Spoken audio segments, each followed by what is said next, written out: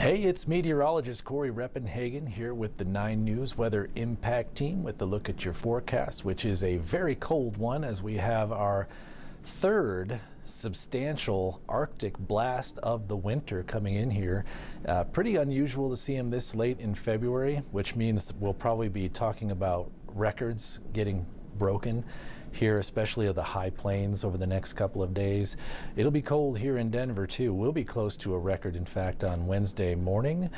We are still watching the potential for just a little bit of snow tonight, a few more of those bigger snow bands, most likely on the northern front range, and then we'll just kind of ride the cold out for a couple of days, and we'll have one more wave of snow to deal with on likely Friday morning before we start to warm things up significantly as we get into next weekend. So let's take a look outside, or at least let's take a look at the radar picture right now, where you don't see a whole lot of action on here. If you're looking for those flurries out there on your favorite weather radar app, you're not going to find them because they are forming below the radar, so the radar cannot see them.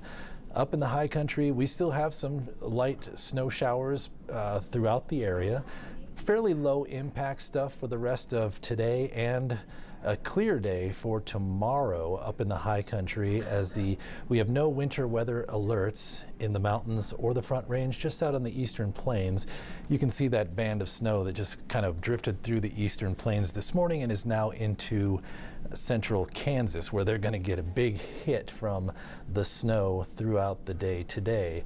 We're starting to see a few bands show up on the northern front range, or really the southern parts of Wyoming and the Nebraska Panhandle right now, and that will carry some momentum into tonight, where we'll watch for some of that snow banding. Otherwise, in the Denver area, it's just flurries most likely for us. I think those bands will stay out of our area, and we could get some more flurries again tomorrow morning as this cold air stays in place, but that is pretty much it for us. You can still see this is a live camera shot here at 2 o'clock in the afternoon here in Denver.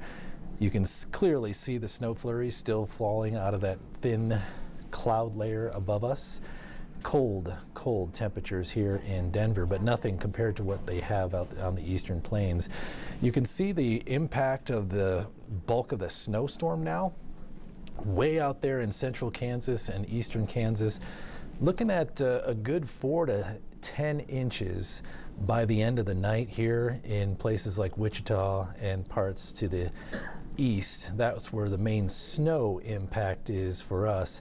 As right here in the Colorado area, we're not looking at huge impacts, but briefly from time to time we can catch a heavy snow shower in some parts of the mountains tonight, and also on the northern front range with those bands. Here's another camera shot. Lookout Mountain looking kind of to the south.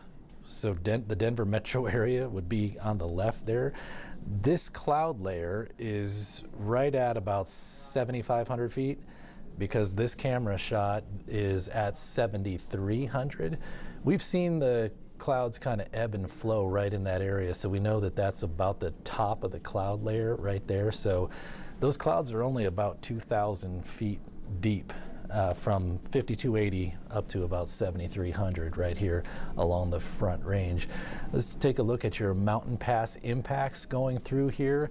On places like the Eisenhower and Johnson Tunnels and Vail Pass, we're looking at some fairly light, not low, but light impacts as we go through the rest of tonight and into tomorrow morning. And then by about 6 a.m. tomorrow, the snow clears out and we have very low impacts for your travel through the high country on Wednesday, through most of the day Wednesday, and then we'll watch for the next impact from snow by Thursday morning. So you do have that one day tomorrow for no weather impacts on the mountain passes. Places like Rabbit Ears and Berthoud are going to carry those impacts a little bit further into tonight because of the banding up to the northern part of the state will also include some of the mountains.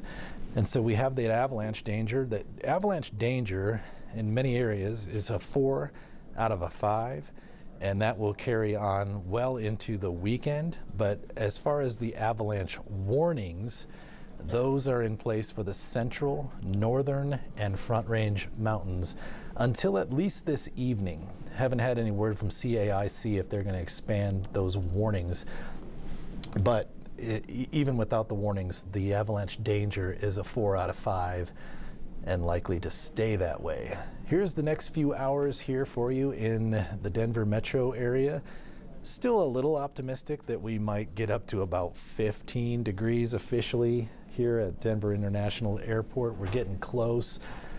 Every once in a while we'll see the sky lighten up just a little bit. The Palmer Divide is already in the clear. They're seeing some clear skies down to the south end of town, but it doesn't appear that we're going to really break out of this cloud layer up here in the Denver metro area. So we'll definitely stay in the teens for high temperatures, and we'll quickly start dropping those into the single digits and possibly the negatives by tomorrow morning. So when we're talking about that snow potential, here's the computer modeling here showing this banding up to the north.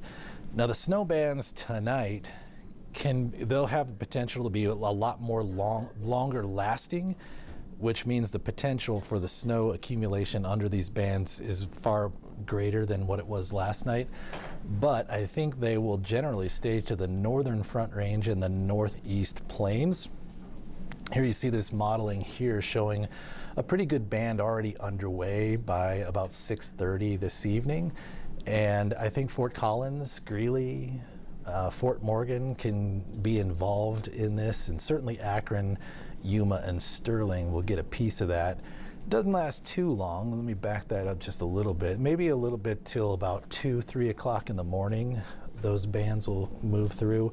I think those bands stay to the north of the Denver metro area, but we could get some peripheral flurries once again as that cloud layer returns to our area, and then some flurries again possible tomorrow morning. But those are low impact stuff, kind of like what we saw throughout the day today. And then once we get into the later parts of Wednesday, we'll say goodbye to the precipitation and only be left with the cold temperatures.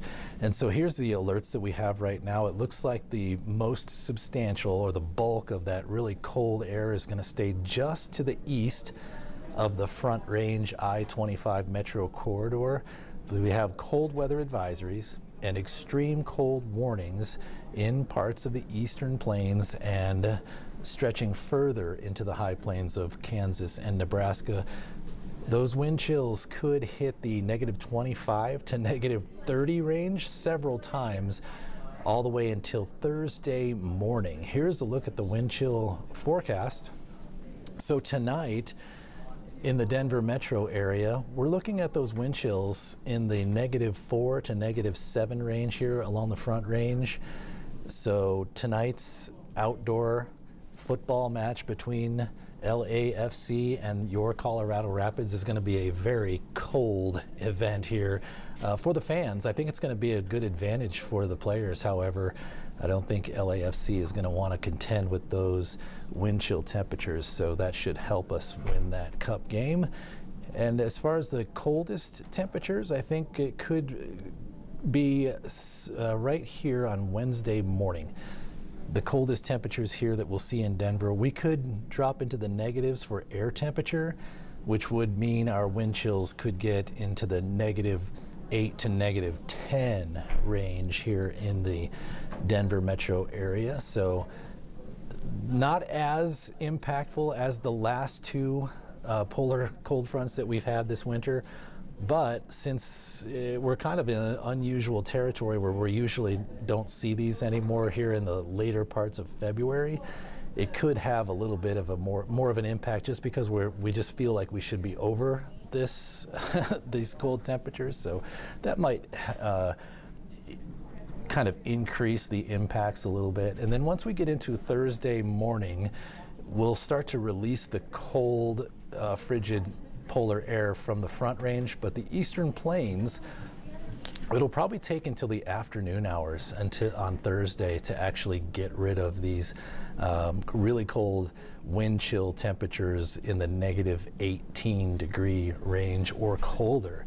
As far as the actual air temperature, here's the forecast lows for tomorrow. Lots of negatives across the board, almost the entire northeast plains and, well, really the eastern half of Colorado really in the negatives below zero. -3 in Denver. If we get down that low here officially at DIA, we could be looking at an all-time record being tied or broken. It's -4 is the record here, and it kind of shows you how unusual these Arctic cold fronts are this late into February, because all of our records are in the kind of what you would call the low negatives, I guess, where all of our other polar Arctic air experiences that we've had this winter, we would have to get down to -18, -22 to get into the record territory. So this one, we're easily into that record realm here on the Front Range, and we'll see a lot of records fall here on the high plains of Kansas, Nebraska, the northern plains, and also parts of the upper Midwest. Here's the forecast high temperatures for tomorrow.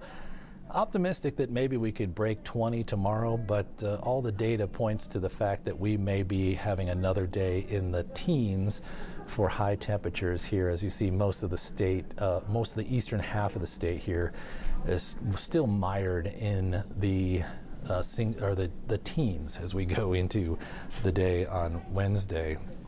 So on your 7-day forecast, your extended planner here in Denver, now this is some pretty classic Colorado stuff here, because we're going to be talking from negative temperatures with near possible cold records right to near high temperature records by Monday.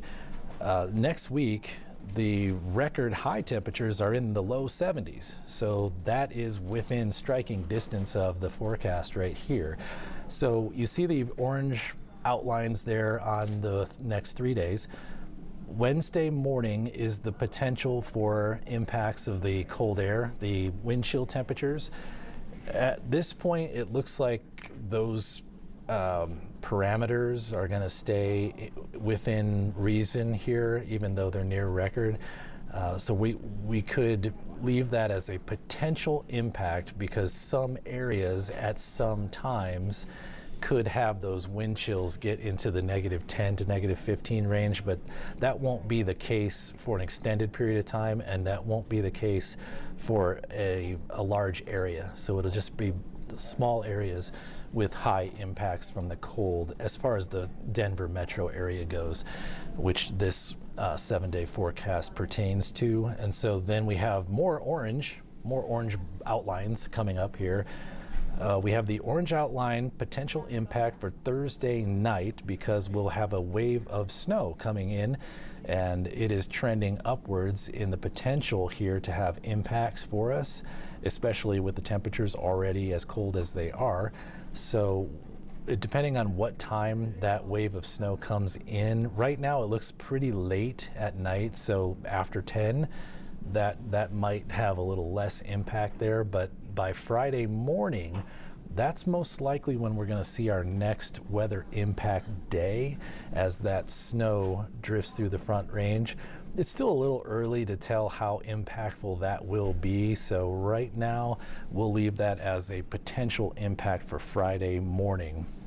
And then once that wave of snow goes through, we're going to open the door for some sun and some warmer temperatures. Even Friday afternoon will probably start warming up pretty good. That snow, whatever does fall on Friday morning, will most likely be melted by the end of the day, and then we'll get into some warmer temperatures starting Saturday with the 50s, and then on Sunday we get into the 60s, and through the next week we'll probably be dominated by temperatures right at that 60-degree mark. It looks like there's only one little cold front coming through, I think, on Wednesday that could drop the temperatures a little bit, but still stay in the 50s. So we're looking at a warm stretch of weather ahead. If you can just hang in there and get through the next several cold days, on Wednesday, Thursday, and Friday. So that's your forecast. Thanks for tuning in, and I hope you all have a great day.